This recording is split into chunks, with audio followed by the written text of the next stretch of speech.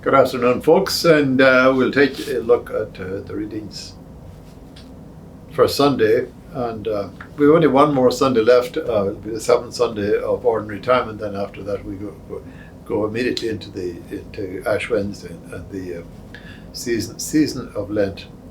And so these last couple of weekends, actually the last 4 weekends of the Ordinary Time, we'll be looking at the Gospel reading. We've looked at 2 weeks ago. We've looked at 3 weeks ago. We've looked at the Beatitudes. Last week, we had Jesus telling the people at the mount. He told them that they're salt and a light, and a city set on a hill, so they're meant to let their light shine brightly before people. And this past Sunday, we find Jesus telling the people that. He didn't come to get rid of. He didn't come to abolish the law or the prophets. The law or the prophets, of course, referring to Old Testament morality. And so he basically says, "I didn't come to get rid of that. I came to fulfill it." And the fulfillment, he gives you five or six examples in a row of sort of the old verses, his interpretation. And the first two in particular, you find that with regard to the two first moral issues. The first one is that you shall not kill, and the second one is thou shalt not commit adultery.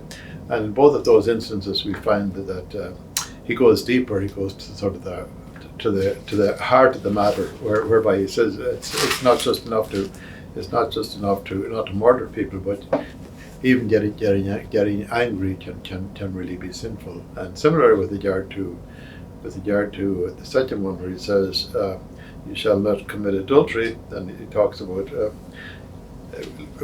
looking at a woman with lust in your heart, meaning that you can already have committed.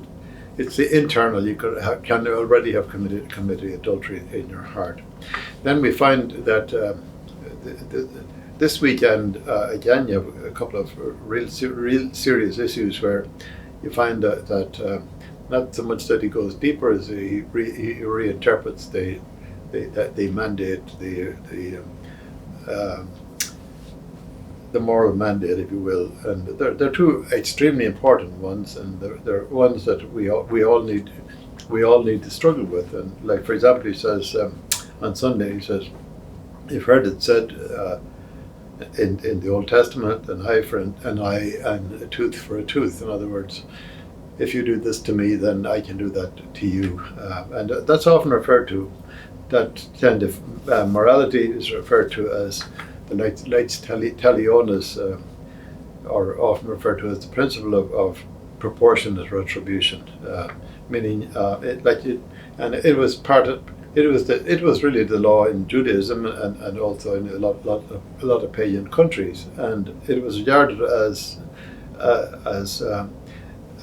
a major advancement, because otherwise, what people would do in the olden days is that if you beat somebody up, then in return you can even beat them up more. And whereas the law of proportionate retribution says that what I can only do as much to you as you have done it to me.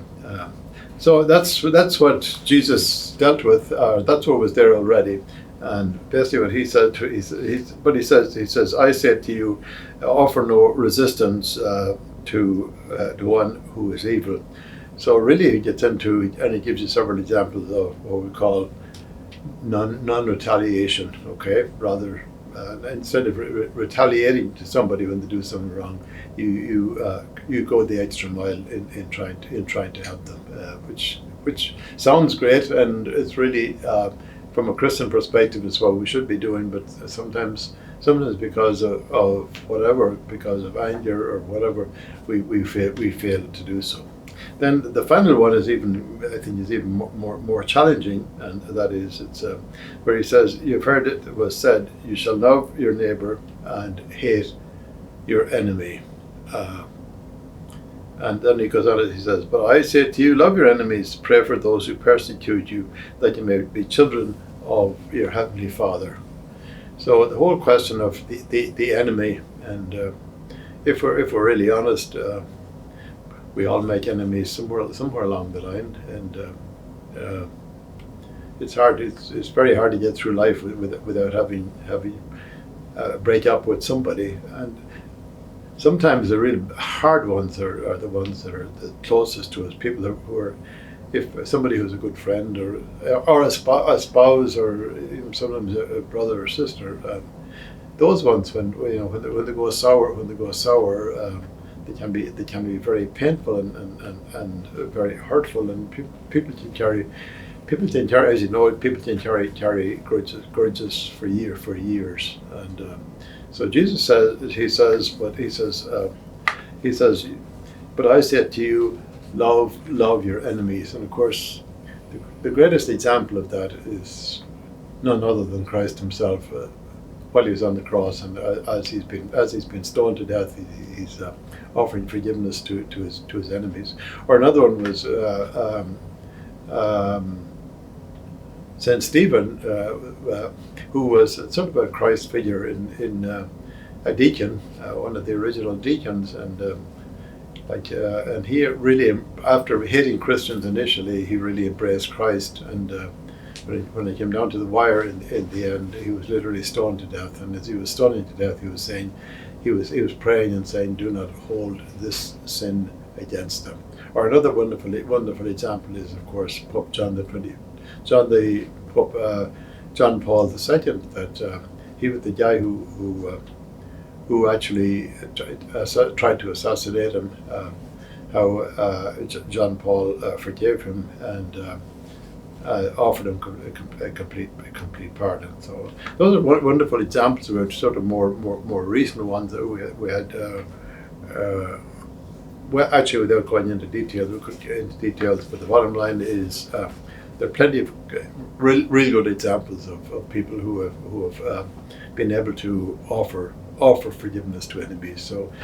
So it's, especially we're just about to enter into the Lenten season. So it's if you want some real good homework during Lent, if you just take those two last mandates, one love your an eye for an eye, and letting people forgiving, non-retaliation, number one, when somebody hurts you, and number two, when somebody really hurts you and you get into the real negative, I hate you, or whatever the case may be, the ability to be able to let go and let God and allow healing to take place.